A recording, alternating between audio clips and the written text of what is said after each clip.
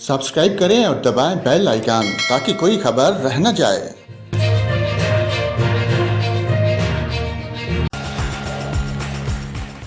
और नाजरीन, आपको कराची से खबर दें, कराची समेत सिंध के मुख्तलिफ शहरों में कहीं हल्की तो कहीं तेज़ बारिश का सिलसिला जारी है। मुसलसल बारिशों के बायस घर गिरने से 21 अफराद बेघर हो गए। खैरपुर में 9 दिन से जारी बारिशों से शहर और नवाही इलाके पानी में डूब गए।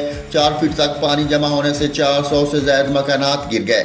हैदराबाद, मीरपुर खास और नवाबशाह समेत सिंध के दीगर इलाकों में वक्फे से बारिश हो रही है।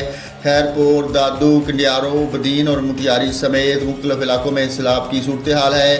घर गिरने से लोगों का लाखों रुपए का सामान बर्बाद हो गया। दादू की तहसील जोही, खैरपुर, नातन शाह और मेहड़ में भी बारिश ने तबाही मचा रखी है।